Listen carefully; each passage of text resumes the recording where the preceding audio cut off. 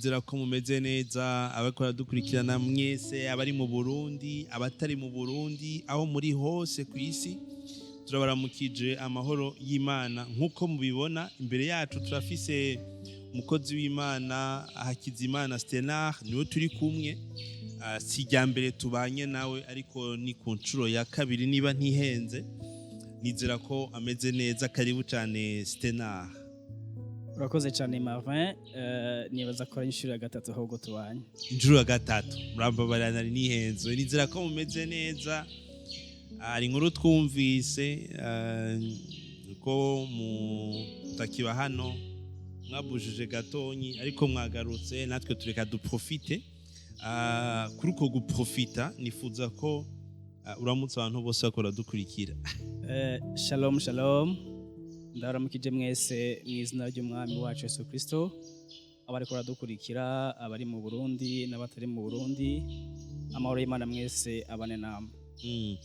Uno munsi twabarondeye mu minsi mike mufise hano kugira ngo mudufashe muri kino kiyago cuno munsi ni kiyago kumbure kiza guba gifatanye na experience y'ibintu muri ko murabamwo mbega nikihe kibanza gikwiriye kugira ngo Imana igihezagiriremwo umuntu. Est-ce que bariho ikibanza gikwiriye canke ibibanza byose birakwiriye canke hari ibikwiriye Imana ivuga ati iyo umuntu ari positione muri kino kibanza biroroshe ko ndamuhezagira gusumba uri hano ko kuri bamwe bashobora kubifata bafatiye ku bihugu abandi bakabifata bafatiye ku cijambo ry'Imana rivuga ariko twe tugira duhagarare ku cijambo ry'Imana rivuga nico kiyago tugira duhagarareko. Ese hari ikibanza gikwiriye kugira ngo Imana ishobore kugihezagiriramwo umuntu? Murakoze cyane Marvin mbere yuko nishura ikibazo mumbajije nagira mfata akanya nshimire mwebwe mwongeye kandi kwiyumvira kudutera iteka kugira ngo mudutume muri kiganiro rero Imana ibahezagire. Hama ku kibazo mumbajije nibaza ko coba gifise inyishu niniya ariko inyishu ya mbere nuko nta kibanza na kimwe kiri specific umuntu yova ngo Imana irahezagiriramwo umuntu nta kibanza na kimwe gihari ariko kujya twebwe nk'abantu turaba nk'abantu Imana yo ntiraba nk'abantu. Imana iraba umutima w'umuntu usumba uko twebwe dushobora kubonesha amaso yacu. Rero umutima wose uri disponible umana Imana irawuhezagira kandi reka ndabifatanye ndabivuge uku kuko ijambo ry'Imana riravuga ngo mu Banyefeso nibaza kuri iki cyambere umurongo wa 3 ravuga ngo Imana y'umwami wacu Yesu Kristo ari yose iragahezagirwa yaduhezagiriye imihezagiro yose imwemu ahantu ho mwijuru muri Kristo Yesu. Urumva umuhezagiro double office Imana y'umwami wacu Yesu Kristo ngwiragahezagirwa yo yaduhezagiye imihezagiro yose y'imwemu ahantu ho mwijuru muri Kristo Yesu. Hirya y'imihezagiro y'imwemu Imana yaduhaye Imana irashoboye no guhezagira mu buryo bugaragara umuntu abantu bakabona yuko Imana yamuhezagiye no mu buryo bugaragara navyo ne birashoboka. Rero nibaza ko ahanini cyane mu mbajije ico cyo mu buryo bugaragara ariko kandi nta kibanza na kimwe gihari Imana yohezagiramo umuntu cyangwa itomuhezagiriramo. Uri mu Burundi Imana iraguhezagira, uri mu mahanga Imana iraguhezagira. Imana iraba umutima wawe nico ishaka kuwukoresha ikaguha ibihwanye nico Imana ishaka gukora mu gikorwa cyayo. Rero akenshi abantu tuvyitwaramwo ukutariko uti gute eka nongere nsome ahandi hantu umugabo yitwa Aburahamu muramuzi yego ni mu itanguriro igice cya 12 Aburahamu Imana aramubwiye ngo uhoraho abarira Aburamu ati va mu gihugu cyanyu no mu muryango wanyu no mu nzu ya so uje mu gihugu nzokwereka nanje nzoguhindura ubwoko bukomeye nzoguha umugisha izina ryawe ndarigire rurangiranwa n'abandi baze bagire umugisha ku bwawe. Aha uhoraho abwiye Aburahamu ngo Aburahamu va mu nzu kwa so hamugende mu gihugu nzokwereka. Mu yandi majambo Imana ishaka yuko uva ahantu ukaja ahandi ni Imana ikubwira ngo vaha uje aha. Kandi iramubwira ngo nzoguhezagira ngo ubere umugisha abandi. Bitandukanye nuko uyu munsi abantu basigaye batwara canke basigaye barondera imihezagiro ku Mana mu buryo bugaragara kugira bashobore kubaho, bashobore gukemura ibibazo byabo bitandukanye. Biratandukanye kubera yuko Imana umuhezagiro Imana iduha ni umuhezagiro uhezagira ubuzima bwacu ugahezagira n'abandi. Rero ni Imana ikubwira ngo vaha uja aha. Suko jiwe mbona yuko bikwiriye ko ngenda, suko mbona yuko ari ibibazo biri byinshi bituma nshobora kugenda. Ariko naho nyene ugiye urumva none kubera ko utogenda Imana itaravuga ni mpaka ibanze ivuge canke iyo byanse nyene yaraguhaye guhitamo kavuga ati ibi bintu biranze je ndaciye ngaha. Urakoze cyane Mavin, urakoze cyane. Twebwe kubizera Imana, Bibiliya iratubwira mu gitabo c'Abaheburayo igice ca 10 umurongo wa 38 rivuga ngo ariko umugororotsi wanje azobeshwaho no kwizera, naho niyo njorora ntazohimbara umutima wanje. Bisigurike nk'umugororotsi w'Imana azobeshwaho no kwizera. Rero uko kwizera ijambo ry'Imana ritubwira ni ukwizera kurongora ubuzima bwacu. Wewe urashobora kwibwira ngo je mbona vyanse, je mbona ingorane ari nyinshi, mbona ibibazo ari byinshi, mbona umengo ntibiriko biragenda, reka mbona umengo icombera ciza nuko nobuja nkava nkaja handi. Turafise uburero bw'abantu benshi, kumbure twagiriye ubuntu dushika aho mu mahanga, twabonye abavuye ngaha bagenda hariya mugabo kandi kuko kumbure birongoye ubuzima bwabo bwarononekaye gusumba ubwo bari bafise ino. Ariko ntibibujije nuko babandi Imana ibwira ngo vaha uje hajya, Imana ibahezagirira aho nyene kugira ngo imitima y'abandi bantu benshi ishobore gukira kandi babere umugisha amahanga menshi. Rero ni question yo kumva icyo Imana ivuga akaba ari cyo wewe ukora, kubera yuko ikibazo uyu munsi twe dufise nk'abantu ntidushaka kumva icyo Imana ivuga, ntidushaka kuja mu nzira y'Imana, ahubwo kuko ibibazo biduhanze, kuko ibibazo biri aux alentours biradukikuje impande zose, plus ibibazo ari byinshi, plus twebwe turondera gukemura ivyo bibazo, tukibagira yuko niba vy'ukuri duhagaze mu kwizera hari inzira Imana ishaka ko ducamo kugira ngo ihingure uko kwizera kwacu. Hama muri ivyo bibazo tuzoronka kwihangana kuvuye kuri Data wa twese wo mwijuru kugira ngo dushobore gushikama mu bihe nk'ibi biko biragorana. Rero ico waruvuze niko abantu benshi twiyumvira, mugabo siko ijambo ry'Imana rivuga. Ni ukuvuga yuko rivuga abarongogo na mpwemu w'Imana nibo bana b'Imana. Mu gihe cyose rero tutarongowe na mpwemu w'Imana muri vyose turiko turakora, nkuko twabisomye Imana imubwira ngo Aburahamu va muri iyo nzu ya so na nyoko hamugende mu gihugu nzokwereka. Ni mwitangurira igice cya 12. Mu gihe cyose tutumvise Imana ivuga mu buzima bwacu kugira ngo dushobore kugena nk'uko Imana ishaka, biragoye cyane ko twebwe dushobora kwidesidira ikintu ngo dushobore guca muri inzira hama dushobore kuhesisa. Ni ukuvuga ko bisaba Imana ihezagira bivanye n'ukuntu umutima w'umuntu wiyeguriye Imana canke uri dispose, uri expose ku Mana cyane gose. Ni ukuvuga Marvin, twebwe turi abana b'Imana, sivyo? Kandi Imana sigihamana kuba yadushize ngaha kuri iyi si, kandi izi ko turi muri iyi si yuzuye ingorane nyinshi n'ibibazo byinshi, ariko kandi yaratubwiye ntimutinye kuko ndi kumwe namwe.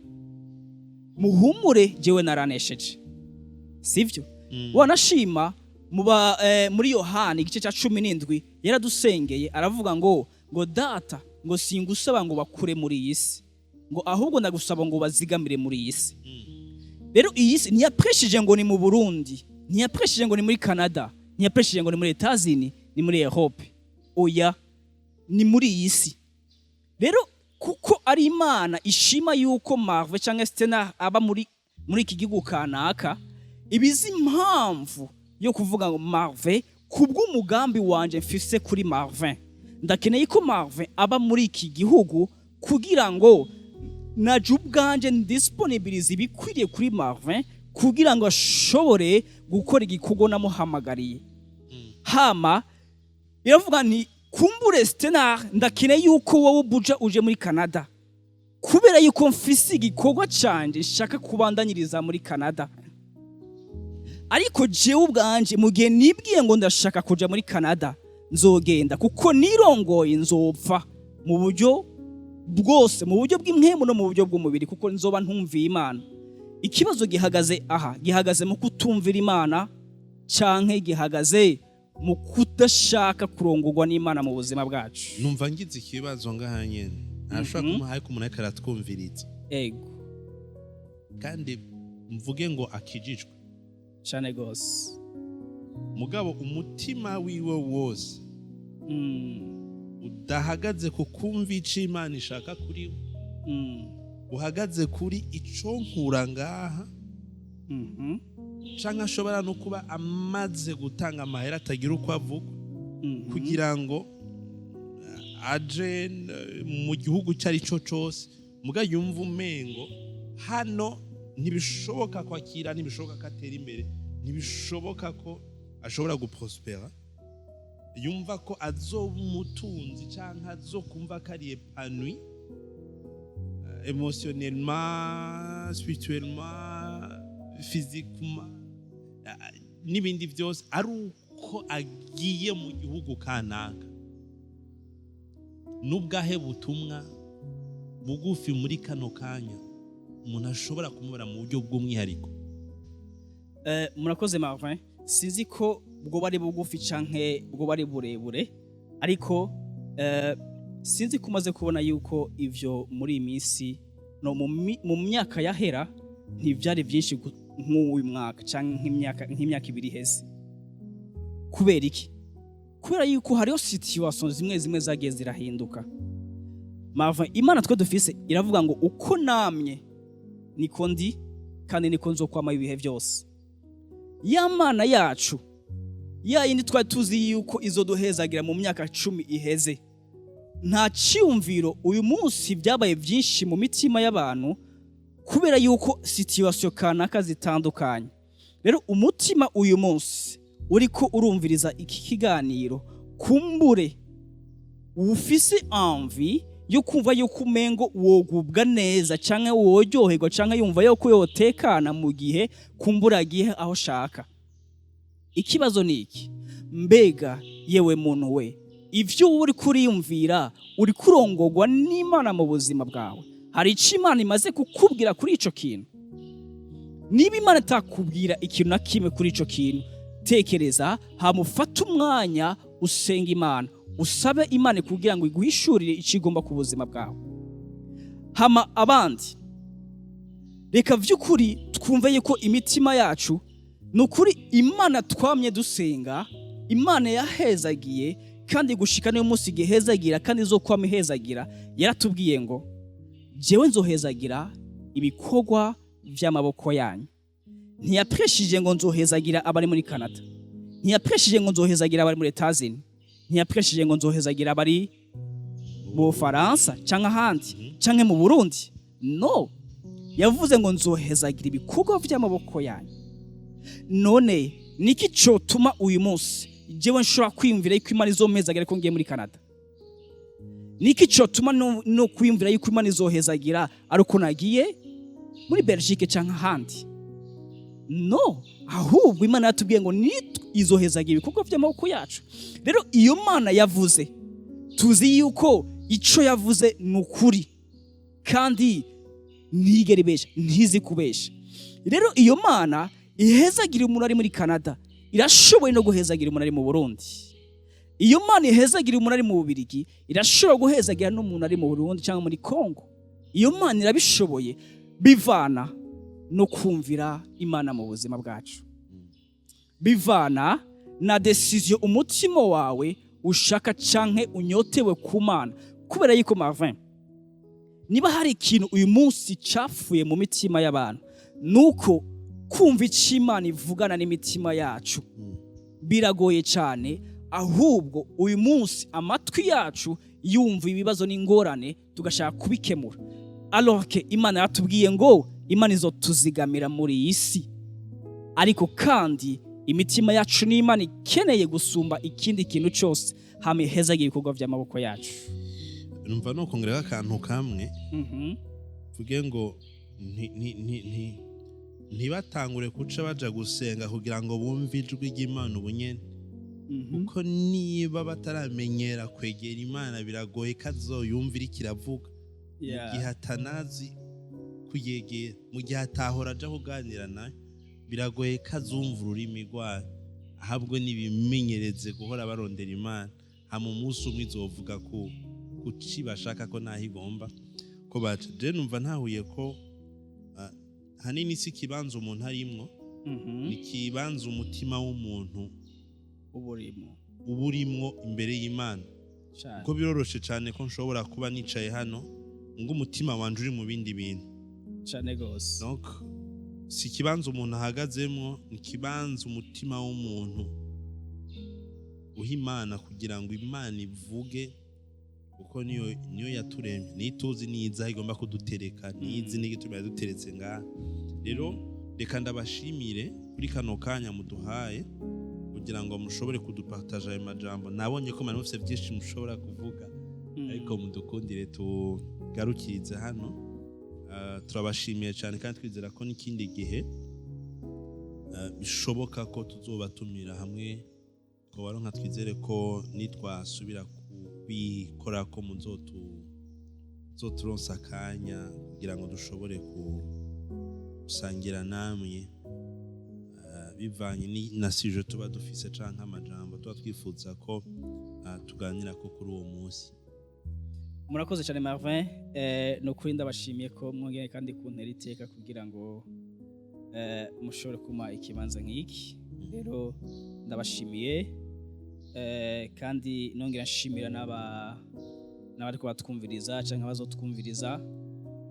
Mpera heza mvuga nti uyu munsi igikenewe gusumba ibindi, ahubwo turondere kumva icyo Imana ivuga mu buzima bwacu gusumba kurondera ico twebwe twiyumvira yikumengo nico co, kubera yuko Imana ivuga biciye mu ijambo ryayo. Iki gitabo n'ubuzima bwanje n'ubuzima bwawe uwo umaze kwizera Imana, ni icirore twirabamo buri munsi, ni icirore jewe nawe twirabamo buri munsi, tukamenya ubuzima bwacu bukwiriye n'ububereye. Rero Imana ni mpemu, kandi abayisenga mu kuri no mu mpemu. Rero Imana ibahezagire.